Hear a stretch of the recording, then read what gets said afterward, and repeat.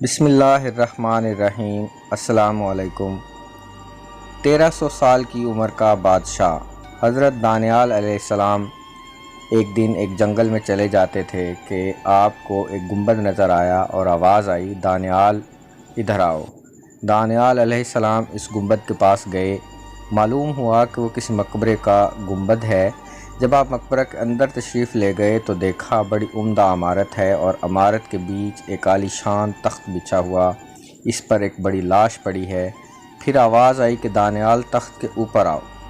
اوپر تشریف لے گئے تو ایک لمبی چوڑی تلوار مردہ کے پہلو میں رکھی ہوئی تھی، اس پر یہ عبارت لکھی ہوئی نظر آئی، میں قوم عاد سے ایک بادشاہ ہوں، خدا نے مجھے 1300 سال کی عمر عطا فرمائی، 12,000 میں نے شادیاں کی، 8,000 بیٹے ہوئے، لاتعداد خزانے میرے پاس تھے، اس قدر نعمتیں لے کر بھی میرے نفس نے خدا کا شکر ادا نہ کیا بلکہ الٹا کفر کرنا شروع کر دیا اور خدائی دعویٰ کرنے لگا۔ خدا نے میری ہدایت کے لیے ایک پیغمبر کو بھیجا، ہر چند انہوں نے مجھے سمجھایا مگر میں نے کچھ نہ سنا، انجام کار وہ پیغمبر مجھے بددعا دے کر چلے گئے۔ خدا تعالیٰ نے مجھ پر میرے ملک پر قحط مسلط کر دیا۔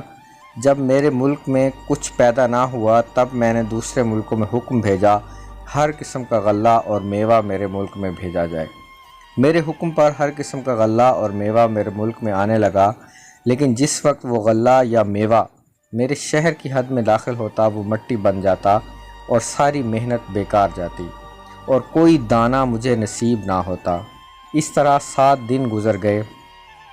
میرے قلعہ سے سارے اہالی موالی، سارے بیویاں بچے سب بھاگ گئے، میں تنہا قلعہ میں رہ گیا، سوائے فاقہ کے میری کوئی غذا نہ تھی۔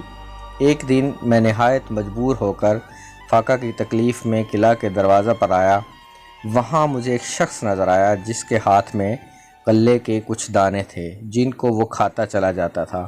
میں نے اس جانے والے سے کہا، ایک بڑا بھرا ہوا برتن موتیوں کا مجھ سے لے لے اور یہ اناج کے دانے مجھے دے دے، مگر اس نے نہ سنا اور جلدی سے ان دانوں کو کھا کر میرے سامنے سے چلا گیا، اور جس کا انجام یہ ہوا کہ اس فاقہ کی تکلیف سے میں مر گیا۔